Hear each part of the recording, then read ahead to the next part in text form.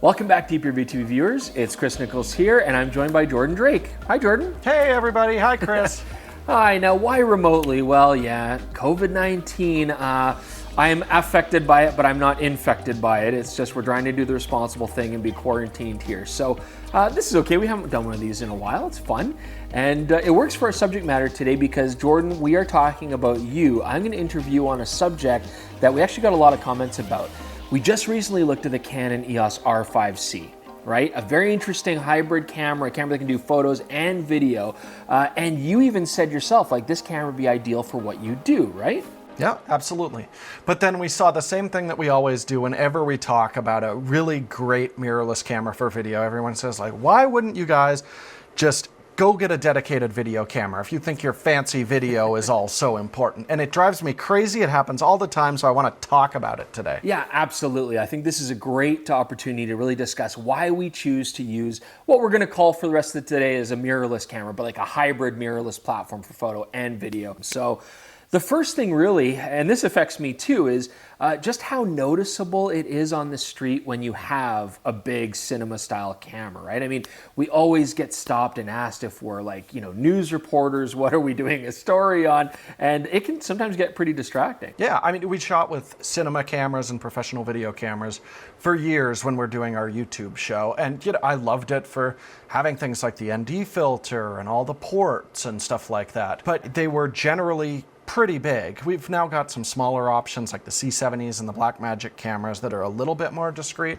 but they do still draw attention to you. Where about 5 years ago, actually when the GH5 first came out, we switched to mirrorless, and immediately I just found it was so much easier, to be out in the street, or even if we had permission to shoot in a location, you don't constantly have, security guards coming up and being like, what are you guys doing here? And you have to be like, oh, well, I have this pass, and here's an email, right? All that kind of stuff. Like, it's not going to make a big difference if you're on a big professional set or something like that, but for the kind of work we do, I mean, that perception makes a big difference. A lot of people say, oh, like, how are you guys going to get high-end audio if you don't have a cinema camera? But we manage just fine, don't we? Well, yeah, I mean, that's why the GH5 was such an important camera for us, because it shipped alongside that little cute XLR attachment that sits on the top. So we could run dual system audio, control both levels, plug any kind of microphone into it. So we're seeing those now, like you've got an option with Canon's new active hot shoe to use third-party accessories. Sony has a great 4-channel XLR adapter. Just more and more, we're seeing that those audio limitations just aren't a thing with mirrorless cameras. Now, while we're sort of on this topic of handling and all the attachments and stuff, what about displays? I mean, how does that affect you? Every video camera is going to have a fully articulating display because it's really nice to have for video, the ability to shoot yourself, shoot from weird angles and things. But a lot of the dedicated video cameras are really starting to forego having an electronic viewfinder in them. And the more that I talk to camera companies, it seems I'm kind of an outlier here in that I love using an electronic viewfinder when I shoot. You have to remember, like, they generally are quite a bit sharper than the LCDs that are built onto these cameras. And on top of that, when you're looking at an LCD, you're affected by the ambient light. If it's really bright out, it's very difficult to gauge exposure.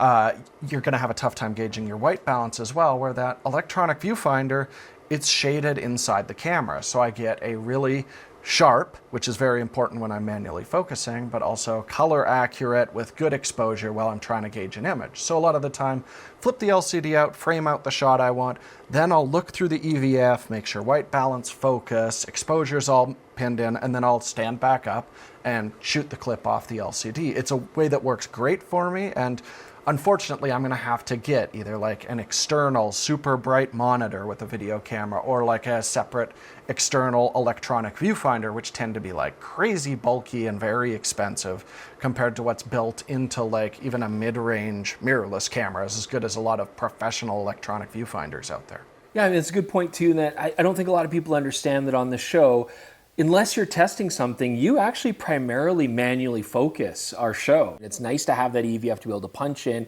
not have the light be a problem, and try to nail that manual focus. I've gotten better in the last few years. And yeah, it keeps it compact, it keeps it simple.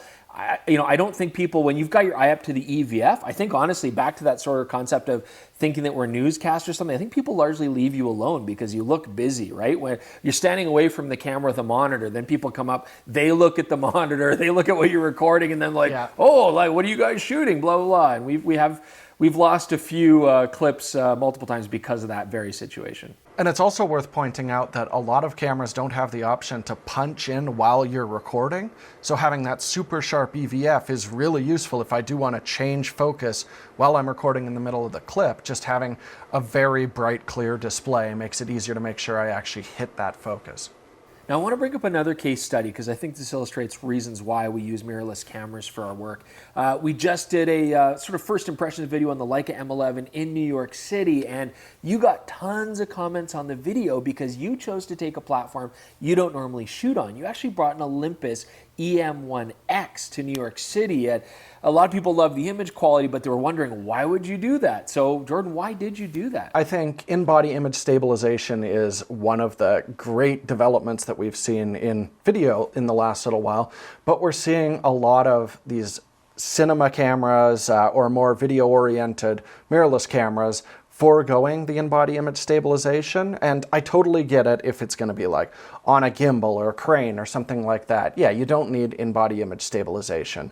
But when we're out shooting on the street, it really does make a huge difference. And I love the look of a handheld, really big camera. It's so heavy that you don't get those like horrible micro jitters when you're carrying those.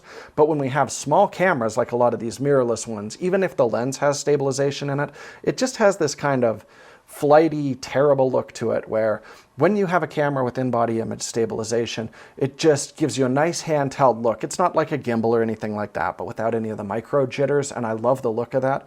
And then the Olympus is even a step above that. Like that is bordering on a gimbal. And in the case of going to New York, I didn't have room to bring a tripod, a monopod even, which I like to shoot a lot of our video on. So I did that entire video handheld, mostly with my eye up to the viewfinder, but then being able to do low angle shots, and it's still a fairly steady frame. And that's just something, if I grabbed a C70 or a Blackmagic camera, I couldn't have accomplished that same kind of thing. The image quality might not be as good, but people still like the way that episode looks. So in a lot of situations, I think the in-body image stabilization is more important than just how many megabits per second it's dumping onto a memory card. Yeah, and I think we'd be remiss for neglecting to mention the DJI Ronin 4D, because we shot that in a very similar situation where we went around Calgary downtown all day, and both you and I were hand-holding the camera.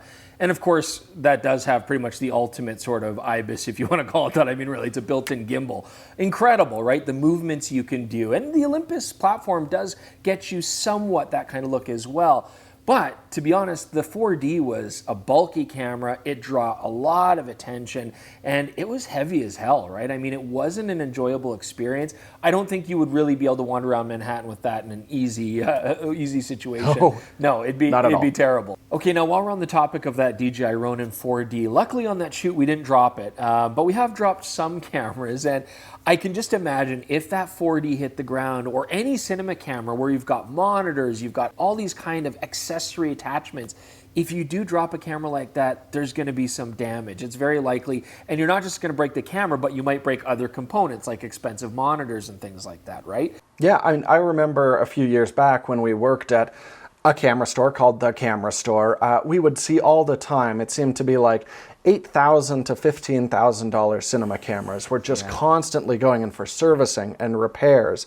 I mean, they're really cameras that you either need to babysit quite a bit, or you really need to rig them up to make them durable. So you're getting those expensive and heavy components, build them up quite a bit so they're a bit more solid, where, we beat the hell out of our cameras, and we've had very few issues with mirrorless cameras where, it's actually going to stop working when we're on a shoot. Aesthetically, they might not be fantastic, but they're still going for us. We had that issue with the Sony Cinema camera where you turned a knob slightly too fast and the whole built-in ND filter rig just kind of snapped, and it was a very pricey fix, right? Another concept that comes to mind is I was actually again shooting an Olympus EM1 Mark III this time, and I drove over it with a truck, and unfortunately the lens didn't make it. It happens all the time, especially when you store a camera on top of the back wheel well for whatever reason. That felt like a good idea. You know, the camera itself actually survived, so not necessarily a happy ending, but it certainly wasn't as disastrous as it could have been. Dale Baskin, who works with us at DPReview, went to go shoot a documentary on the Amazon River. You know, he didn't wind up bringing cinema cameras for that. It was a pair of GH5s, and they survived the trip. You know, we've just found a mid-range mirrorless camera tends to be a lot more durable than a cinema camera that's 4 to 5 times the price. The other thing is that we've just found when you're shooting in, I mean, I can't really test very hot climates, we barely ever get those, but in extreme cold, we found a lot of the cinema cameras just aren't as durable. You know, they'll start having mechanical issues, things like that, where mirrorless cameras, they seem to just hold up really well in extreme climates. And now the last thing that we're going to talk about here, Jordan, is the fact that they are hybrid mirrorless cameras. They can take photos and video, and for both of us, when we're doing work for the show or outside the show, there's lots of reasons where we want video as well as good still capability, right? And that's not something you can necessarily get on a cinema camera. Yeah, exactly. Most cinema cameras, if they do have a stills mode, it's basically just doing a screen capture of what the video feed would be, which I can very easily do in post as well. You're not going to see things like raw photography or just the level of controls that we would see. So it is really important to have both of those. And I do, you know, contrary to the popular opinion, I enjoy and know how to take a photo. So those photography things are really important to have it all in one tool, especially when I'm traveling, things like that. But also, let's say you're just like, you know what, I despise the still frame. Everything that I capture has to be moving video. Well, even in those situations, I think a mirrorless camera is a lot better if you're going to do niche stuff like stop motion, for example. You see the behind the scenes on all those Aardman movies, and it's a mirrorless camera or a DSLR that they're using for their claymation stuff. Or if you're doing time lapse, every professional time lapse photographer that I know is using mirrorless or DSLR in those situations. There might be a time lapse or stop motion mode built into those video cameras, but it's not going to be nearly as robust or give you the same kind of control that you'd find in a hybrid camera. Yeah, that's a good point. We just shot our stop motion end of year mirrorless party video, and yeah, we chose to use compact cameras to do the photos, even though, as you say, there are cinema cameras that we have available that would have a time-lapse feature, and it just works so much better and easier. I don't know about many people saying, I'm only for video, to hell with photos, Jordan, but I certainly do hear a lot of people say, to hell with video, I only want to shoot photos. And again, even more reason why you would aim yourself at a mirrorless camera instead of a cinema one. Totally. Okay, well, there you go. I hope that explains why Jordan chooses to use mirrorless cameras. And will it negate all the comments that you're going to get in the future? I doubt it, but you know, hopefully that's something useful to you guys as well, and the reasons why we choose to use these cameras. So do leave comments below. Let us know what you think. Please subscribe and like to the channel. That would be great. And Jordan did write an article about this very subject matter. So if you want even more depth information, check that out on DPReview.com. The link is in the description below. Thank you, Jordan, of course, for joining us. And hopefully we won't be doing this, you know, over the phone and computer kind of thing for too much longer. The phone? Well, you know, I don't know. What year is it? 2022? Never mind. And yeah, we'll be back in person together again, holding hands as usual, right? We will be doing that while we're waving around one of the exciting new hybrid mirrorless cameras that are great for video, and you should all be very excited about the video capabilities of those cameras. We'll see you all later.